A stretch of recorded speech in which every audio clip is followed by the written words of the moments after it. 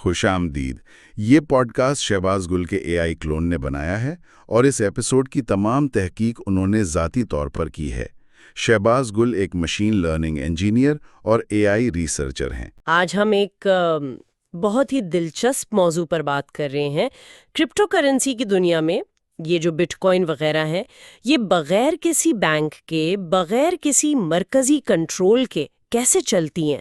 جی بالکل، یہ ایک بنیادی سوال ہے اور اس کا جواب وہ چھپا ہے اتفاق رائے کے طریقوں میں، یعنی کنسنسس میکنزمز میں۔ اچھا، کنسنسس میکنزمز، یہ مطلب وہ اصول ہیں جن پر پورا نیٹ ورک متفق ہوتا ہے؟ بالکل، آپ سوچیں نا، ہزاروں لاکھوں کمپیوٹرز ہیں ایک نیٹ ورک پر.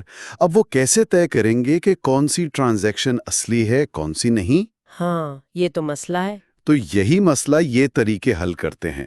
یہ نیٹ ورک کو آپ کہہ لیں ایماندار رکھتے ہیں اور سب کو ایک ہی وہ لین دین کی تاریخ پر متفق رکھتے ہیں. ہم نے بھی اس پر جو معلومات دستیاب ہے ان کو دیکھا ہے تاکہ یہ جو پیچیدہ سے نظام ہے ان کو تھوڑا آسان کر سکیں. خاص طور پر 3 مشہور طریقے ہیں نا، proof of work, proof of stack اور وہ ڈیلیگیٹڈ پروف آف اسٹیک. ان پر بات کریں گے. جی بالکل. تو شروع کرتے ہیں سب سے پرانے والے سے، پروف آف ورک سے. ضرور. پروف آف ورک یعنی POW. اس کا دیکھیے بنیادی خیال یہ ہے کہ جو لوگ نیٹ ورک میں حصہ لے رہے ہیں، جنہیں ہم مائنرز کہتے ہیں، مائنرز، ٹھیک، وہ ثابت کریں کہ انہوں نے واقعی کوئی محنت کی ہے. اور یہ محنت ہوتی ہے ایک بہت مشکل حسابی پہیلی، ایک کمپیوٹیشنل پزل حل کرنے کی شکل میں. تو یہ ایک قسم کی دوڑ ہے؟ ہاں بالکل، ایک ڈیجیٹل دوڑ سمجھ لیں. اچھا، تو یہ دوڑ چلتی کیسے ہے؟ مطلب جب کوئی مائنر جیت جاتا ہے تو کیا ہوتا ہے؟ تو ہوتا یہ ہے کہ مائنرز جو ہیں وہ دنیا بھر سے آنے والی ٹرانزیکشنز کو اکٹھا کرتے ہیں، ایک بلاک بناتے ہیں. پھر وہ اس بلاک کو بلاک چین میں شامل کرنے کے لیے وہ جو حسابی پہیلی ہے اسے حل کرنے میں اپنی ساری کمپیوٹنگ پاور لگا دیتے ہیں. ٹھیک. اب جو مائنر سب سے پہلے صحیح جواب ڈھونڈ لیتا ہے وہ اپنا بلاک سب کو دکھاتا ہے، باقی نیٹ ورک کو. دوسرے مائنرز چیک کرتے ہیں، تصدیق کرتے ہیں کہ ہاں بھائی جواب ٹھیک ہے، ٹرانزیکشنز بھی ٹھیک ہے. اچھا. اور پھر وہ اس بلاک کو اپنی اپنی کاپی میں شامل کر لیتے ہیں. اور انعام؟ جیتنے والے کو کچھ ملتا بھی ہوگا؟ جی بالکل، جیتنے والے مائنر کو انعام ملتا ہے. جیسے بٹ کوائن کی مثال ہے، تقریباً ہر 10 منٹ میں ایک نیا بلاک بنتا ہے. اور جون 2025 تک انعام تھا 3.125 نئے بٹ کوائن. او واہ! یہ رقم البتہ وقت کے ساتھ آدھی ہوتی رہتی ہے، سپلائی کنٹرول کرنے کے لیے. تو اسی عمل سے یعنی مائننگ سے نئے سکے بھی بنتے ہیں اور نیٹ ورک محفوظ بھی رہتا ہے. محفوظ کیسے؟ مطلب کوئی اسے بدل نہیں سکتا؟ چین میں ایک بار آ گیا تو بس؟ دیکھیں، ایک بار بلاک چین میں شامل ہو گیا نا، تو کسی بلاک کو بدلنا وہ ناقابل یقین حد تک مشکل ہے اور مہنگا بھی. کیوں؟ کیونکہ ایسا کرنے کے لیے آپ کو صرف اسی بلاک کی پہیلی دوبارہ حل نہیں کرنی پڑے گی، بلکہ اس کے بعد جتنے بھی بلاک بنے ہیں ان سب کی بھی کرنی پڑے گی. اور یہ سارا کام باقی نیٹ ورک سے زیادہ تیز کرنا ہوگا. اس کے لیے اتنی زیادہ کمپیوٹنگ پاور چاہیے ہوتی ہے کہ خاص طور پر بٹ کوائن جیسے بڑے نیٹ ورک پر وہ جو 51% حملے کی بات ہوتی ہے. ہاں، سنا ہے. وہ نظریاتی طور پر تو شاید ممکن ہو، لیکن عملی طور پر کسی ایک ادارے کے لیے تقریباً ناممکن ہے. اچھا، بٹ کوائن تو ہے ہی، ڈاج کوائن بھی، وہ بھی POW استعمال کرتا ہے سنا ہے، لیکن اس میں بجلی بہت خرچ ہوتی ہے. یہی اس پر سب سے بڑا اعتراض ہے نا؟ بالکل درست.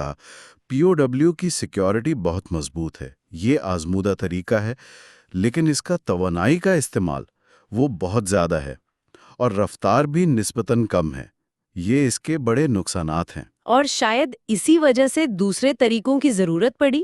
یہ بالکل اسی وجہ سے متبادل طریقوں کی تلاش شروع ہوئی، اور ایک اہم متبادل ہے proof of stack. Proof of stack یعنی POS. تو یہ کیسے مختلف ہے POW سے؟ اس میں وہ توانائی والی دوڑ نہیں ہے؟ نہیں، اس میں وہ توانائی والی دوڑ نہیں ہے. یہاں محنت کے بجائے آپ کہہ لیں حصہ یا اسٹیک کی بنیاد پر فیصلہ ہوتا ہے. اسٹیک مطلب؟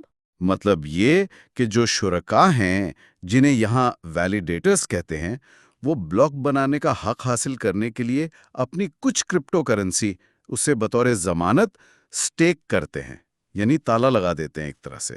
اچھا، اپنی ہی کرنسی کو داؤ پر لگاتے ہیں؟ بالکل، اور جس کے پاس جتنی زیادہ کرنسی سٹیک پر لگی ہوتی ہے اور کبھی کبھی دوسرے عوامل بھی ہوتے ہیں، اس کے اگلے بلاک بنانے کے لیے منتخب ہونے کا امکان اتنا ہی زیادہ ہوتا ہے۔ تو اگر کوئی ویلیڈیٹر منتخب ہو جاتا ہے تو اسے کیا ملتا ہے؟ اور اگر وہ کوئی گڑبڑ کرنے کی کوشش کرے، دھوکہ دے؟ منتخب ویلیڈیٹر ٹرانزیکشنز کی تصدیق کرتا ہے، نیا بلاک بناتا ہے اور اسے انعام میں ٹرانزیکشن فیس ملتی ہے۔ لیکن اگر وہ کوئی غلط یا کہیں نقصان دہ بلاک بنانے کی کوشش کرتا ہے تو اس کی جو ضمانت رکھی ہوئی ہے نا، جو سٹیک کی ہوئی رقم، ہاں، اس کا کچھ حصہ یا بعض اوقات سارا حصہ ضبط کیا جا سکتا ہے۔ اسے سلیشنگ کہتے ہیں۔ اوہ، تو یہ تو بڑا رسک ہے۔ جی، تو یہ ایماندار رہنے کی ایک بہت بڑی وجہ بن جاتی ہے۔ اچھا، تو پی او ایس میں نئے بلاک بنانے کو کیا کہتے ہیں؟ مائننگ تو نہیں کہتے ہوں گے نا؟ نہیں، اسے عام طور پر مائنٹنگ یا فورجنگ کہتے ہیں۔ اس کی سب سے بڑی مثال آج کل ایتھیریم ہے۔ ایتھیریم پہلے پی او ڈبلیو پر تھا۔ ہاں، وہ تو سنا تھا کافی۔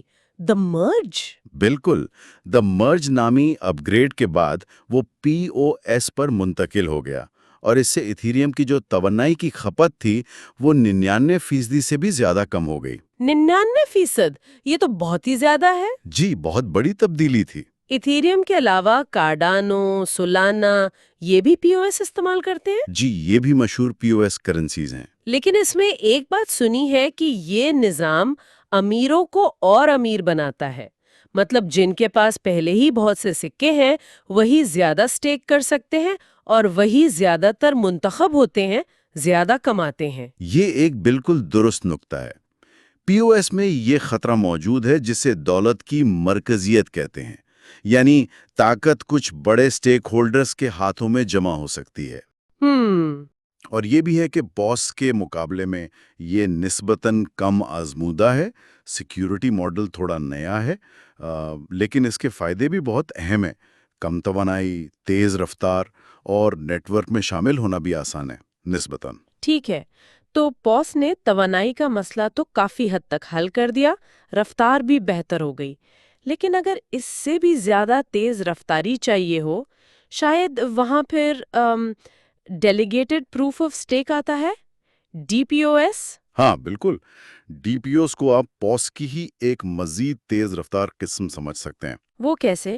دیکھیں، یہاں تمام ٹوکن ہولڈرز خود بلاک نہیں بناتے، بلکہ وہ ووٹنگ کے ذریعے ووٹنگ؟ جی، ووٹنگ کے ذریعے ڈیلیگیٹس یا گواہوں کی ایک محدود تعداد منتخب کرتے ہیں، جیسے 21 ہو گئے یا 101۔ یہ نیٹ ورک پر منحصر ہے، اچھا، اور پھر صرف یہی منتخب ڈیلیگیٹس ہوتے ہیں جو بلاکس بنانے اور نیٹ ورک چلانے کے ذمہ دار ہوتے ہیں۔ اچھا، تو اس کا مطلب یہ ہوا کہ کم لوگوں کو آپس میں اتفاق رائے پر پہنچنا ہوتا ہے، تو اس سے رفتار تیز ہو جاتی ہوگی؟ بالکل، چونکہ صرف چند منتخب ڈیلیگیٹس کو ہی آپس میں بات چیت کرنی ہوتی ہے اور اتفاق کرنا ہوتا ہے، اس لیے ٹرانزیکشنز بہت تیزی سے فائنل ہو سکتی ہیں۔ ٹرون اور ای او ایس جیسی کرنسیاں یہی استعمال کرتی ہیں، ٹھیک؟ جی، ٹرون، ٹی آر ایکس اور ای او ایس اس کی مشہور مثالیں ہیں۔ لیکن اس کا پھر دوسرا رخ کیا ہے؟ کوئی نقصان؟ نقصان یہ ہے کہ طاقت اور بھی کم ہاتھوں میں مرکوز ہو جاتی ہے، تو وہ جو مرکزیت کا خطرہ ہے وہ پی او ایس سے بھی زیادہ بڑھ جاتا ہے۔ یہ تو ہے۔ اور ایک اور مسئلہ ہو سکتا ہے ووٹرز کی عدم دلچسپی کا۔ اگر ٹوکن ہولڈرز فعال طور پر ووٹ ہی نہ دیں تو پھر ڈیلیگیٹس کا انتخاب اتنا مؤثر نہیں رہتا۔ صحیح، تو خلاصہ کریں اگر، تو پی او ڈبلیو سب سے محفوظ ہے لیکن سست اور بجلی بہت کھاتا ہے۔ پی او ایس توانائی بچاتا ہے، تیز ہے مگر تھوڑا مرکزیت کا خطرہ ہے۔ اور ڈی پی او ایس سب سے تیز لیکن مرکزیت کا خطرہ اور بھی زیادہ۔ مطلب کوئی بھی پرفیکٹ نہیں ہے۔ بالکل یہی بات ہے، کوئی بھی ایک طریقہ ہر لحاظ سے کامل نہیں ہے، یہ سب ٹریڈ آف کا معاملہ ہے۔ Trade of. جی، یعنی ایک چیز پانے کے لیے دوسری چیز قربان کرنی پڑتی ہے۔ بلاک چین کی دنیا میں ایک بہت مشہور تصور ہے، بلاک چین ٹرائلیما۔ ٹرائلیما. 3 چیزیں. جی، 3 چیزیں: سیکیورٹی، اسکیلیبلٹی یعنی رفتار اور حجم سنبھالنے کی صلاحیت، اور ڈی سینٹرلائزیشن یعنی تقسیم شدہ کنٹرول۔ یہ ٹرائلیما کہتا ہے کہ ایک ہی وقت میں ان تینوں چیزوں میں کمال حاصل کرنا بہت مشکل ہے۔ اچھا، جیسے وہ کہتے ہیں نا، اچھا سستا تیز، کوئی 2 چن لو. بالکل، کچھ ویسا ہی ہے۔